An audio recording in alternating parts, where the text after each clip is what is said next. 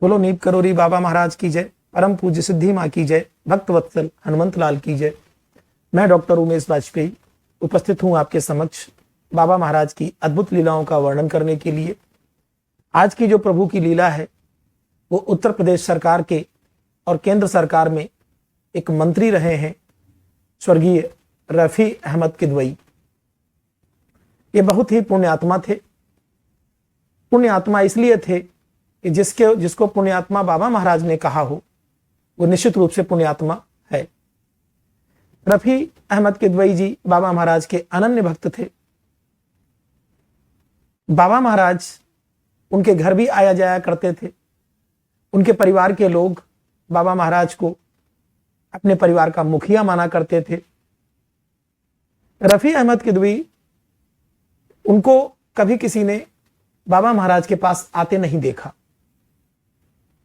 लेकिन बाबा महाराज अक्सर उनके घर चले जाया करते थे, लेकिन उनसे मिलते कभी नहीं थे।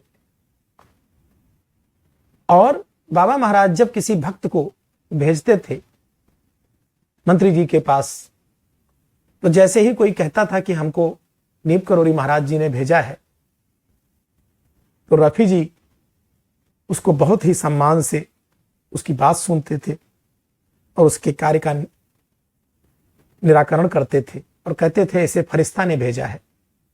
अर्थात बाबा महाराज को फरिश्ता कहते थे, ईश्वर कहते थे, देवदूत कहते थे।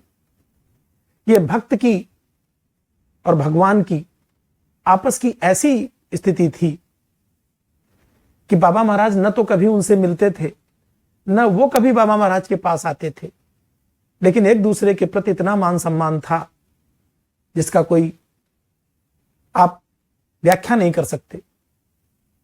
बाबा महाराज अक्सर भक्तों के बीच में रफी अहमद जी की तारीफ किया करते थे कि रफी बहुत ही दयालु है, वो बहुत ही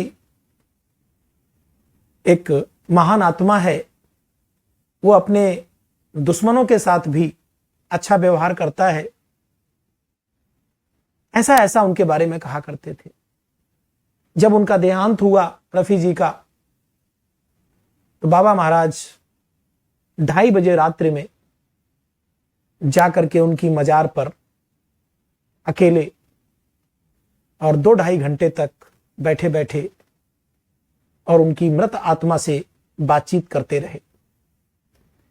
यह बातचीत बाबा महाराज के साथ गए एक भक्त ने सुनी कि वो आपस में बातचीत कर रहे हैं, और उसके बाद भी उनको लोगों ने देखा कि वो अक्सर मजार पर चले जाया करते थे। और बाबा महाराज ने भविष्यवाणी की कि एक दिन इसकी मजार पर मेला लगेगा, और ऐसा हुआ भी।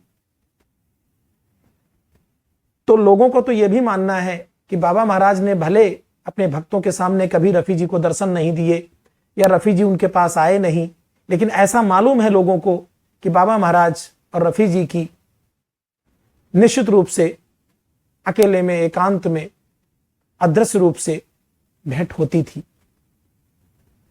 तो यह है कि प्रभु के लिए धर्म, मजहब, पंथ महत्व नहीं रखता था। मैंने आपको एक वीडियो में बताया था कि कैसे बाबा महाराज एक बार अपने भक्त के साथ मक्का मदीना चले गए थे। वो जा रहा था हज करने, बाबा महाराज उसके साथ चले गए। कैसे बाबा महाराज कर्नल मैकन्ना के साथ इंग्लैंड चले गए थे। बाबा महाराज के लिए हिंदू, मुस्लिम, सिख, ईसाई इसका कोई मतलब नहीं था। वो पवन पुत्र सभी के थे और सभी के हैं। आज भी बाबा महाराज के जो भक्त हैं वो पंथ नहीं देखते,